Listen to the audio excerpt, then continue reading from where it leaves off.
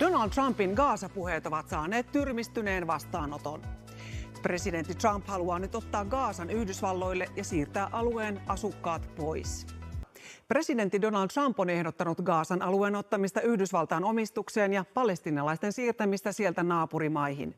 Trumpin mielestä kyseessä on loistava liikeidea, mutta melkein kaikki muut, varsinkin arabimaat, torjuvat ajatuksen jyrkästi. Yhdysvaltain presidentti Donald Trumpin ilmoitus lehdistötilaisuudessa Israelin pääministerin rinnalla oli ilmeisesti tarkoitettu shokiksi, ja sellainen se myös oli. The US will take over the Gaza Strip and we will do a job with it too. We'll own it. Trump haluaisi nyt siis Yhdysvaltain haltuun myös Gazan. Trump toisti jo aiemmin esittämänsä ajatuksen, että Gazan palestiinalaiset siirrettäisiin naapurimaihin, erityisesti Jordaniaan ja Egyptiin.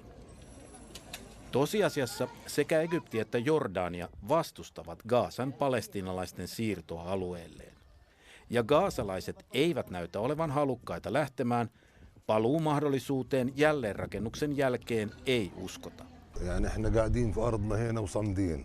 اللي بده يعمر مش حجة انه يطلعنا برا وبحجة انه يعمرنا. طب ما انت من الاساس انت اللي ساعدت اسرائيل على الدمار اللي احنا شايفينه هذا. دعوة ترامب الى توطين الفلسطينيين في الاردن او في مصر او اي من الدول العربية حتى الدول الاسلامية اندونيسيا سمعنا في الفترة الماضية. لا الدول العربية ستقبل ولا الفلسطينيين انفسهم سيقبلوا. Ihmisten pakkosiirtäminen miehitetyltä alueelta on kansainvälisen lain vastaista. Muualla maailmassa Trumpin ajatus on tuomittu hyvin laajasti.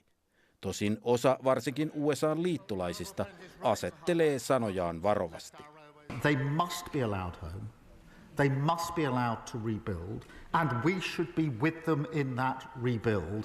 Pöyristystä lisäsi se, että Trump esitteli Gazan tulevaisuutta kiinteistökehittäjän sanankääntein lähinnä tulevana turistiparatiisina. I don't want to be cute, I don't want to be a wise guy, but the Riviera of the Middle East, this could be something that could be so bad, this could be so magnificent. Myös USA:ssa on ihmetelty, miten valtava sotilasoperaatio Gazan haltuunotto olisi. Maat, mitä tässä nyt Trump ilmeisesti kaavaili maksumiehiksi tälle tai sitten sijoituspaikoiksi. Sehän sitten lopulta tuossa lehdistötilaisuudessa sanon, että ne voi palestiinalaiset sijoittaa niin kuin 1 tai vaikka 12 eri maahan, mutta mun käsittääkseni yhtäkään niin kuin ehdokasta ei ole. Ja otetaan yhteys Yhdysvaltain kirjeenvaihtajamme Ilmari Reunamäkeen. Olet parhaillaan juttumatkalla Kanadan Torontossa ja myös siellä seurataan tiiviisti naapurimaan johtajan avauksia.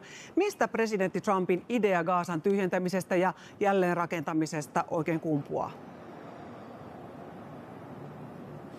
Kyllä eilen kuului Trump kiinteistömogulin ajatuksia. Hän on jo aiemmin viime vuoden puolella puhunut siitä, että hänestä on aivan kamalaa, kun näin arvokasta aluetta kuin Gazan kaista, missä olisi arvokasta rantaviivaa, on romuna siellä, ja kuinka hän puhui siitä, että tästä voitaisiin tehdä Lähi-idän Riviera.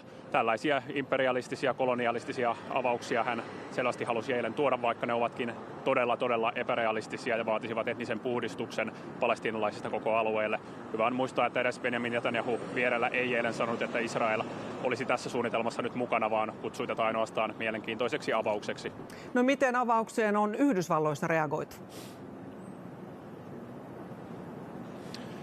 Republikaanien sisällä Trumpin kannatus on niin kovaa, että sieltä ei kritiikkiä heilu. Trump pystyy vaihtamaan mustan valkoiseksi hetkessä, vaikka hän on koko poliittisen uransa ajan puhunut siitä, että Yhdysvaltojen pitäisi ennemminkin lähteä pois Lähi-idän konflikteista. Jotkut jopa republikaaneissa puhuvat, että kun Trumpilla on Mar-a-Lago-kartano Floridassa, niin voisi olla jonkinlainen Gaza-lago Gazan alueella. Sitten ne, jotka ovat Israelin tukena, mutta hieman vähemmän nyt tässä Trumpin kelkassa mukana, ne ovat aika huolestuneita siitä, että aselepo hauras on tällä hetkellä käynnissä ja mitenkäs panttivankeille käy. No kuinka valmis Yhdysvallat on lähettämään joukkoja tai jälleenrakennusapua Gazaan? Trumpille, hänelle ominaisesti, niin hän ei ikinä sulje pois mitään ratkaisuja, mutta hetki sitten Valkoisen talon lehdistösihteeri sanoi, että Trump ei ole sitoutunut lähettämään joukkoja kyllä Gazaan, eikä myöskään apua tällä hetkellä olla suunnitella siinä lähettämässä. Tämäkin on Trumpilta nyt tätä. Joka päivä tuodaan uusi uutinen pöytään, kun samaan aikaan Washingtonissa Elon Musk enemmänkin yrittää lakkauttaa koko kehitysavua ja lähettävää USAID-järjestöä. Joten tällä hetkellä Trumpin idea ennemminkin on, että Yhdysvallat voisi sitten ottaa kunnian asiasta ja voisi pistää sinne rahaa, jos sitten Yhdysvallat voi pitää myös tuotot. Kiitokset Ilmari sinne Kanadan puolelle.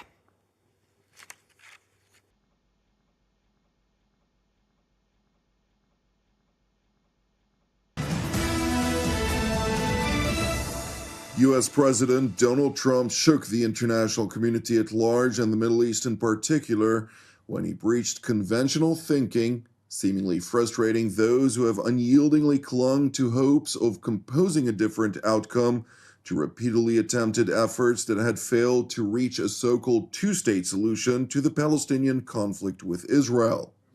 Trump's plan was unveiled last night after holding a lengthy meeting with Israeli Prime Minister Benjamin Netanyahu in Washington, D.C., asserting that an American takeover of the Gaza Strip, either temporary or permanent, relocation of the Arab population of the devastated enclave to third countries, and reconstruction of the terror-ridden territory in a manner that will ultimately restore peace to a very troubled region.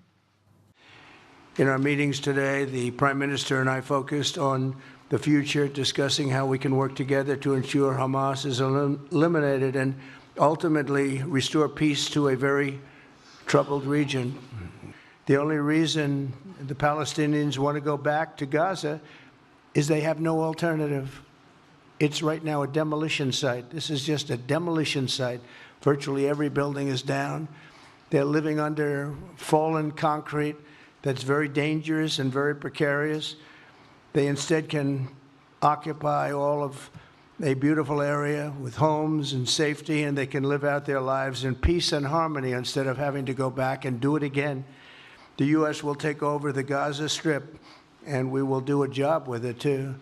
We'll own it and be responsible for dismantling all of the dangerous unexploded bombs and other weapons on the site, level the site and get rid of the destroyed buildings, level it out, create an economic development that will supply unlimited numbers of jobs and housing for the people of the area. Do a real job, do something different. Just can't go back. If you go back, it's going to end up the same way it has for 100 years. Prime Minister Benjamin Netanyahu, who is the first foreign leader to meet with U.S. President Donald Trump since assuming office, stressed Israel's deepest appreciation for the American leader, dubbing him the greatest friend Israel has ever had in the White House. Thank you, Mr. President. I'm honored that you invited me to be the first foreign leader to visit the White House in your second term. This is a testament to your friendship and support for the Jewish state and the Jewish people. I've said this before. I'll say it again. You are the greatest friend Israel has ever had in the White House.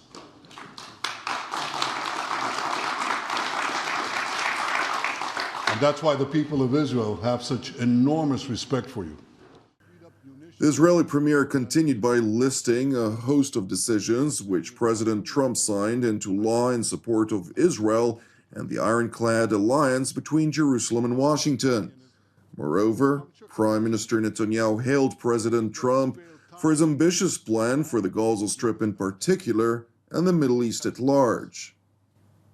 The Bible says that the people of Israel shall rise like lions, and boy did we rise.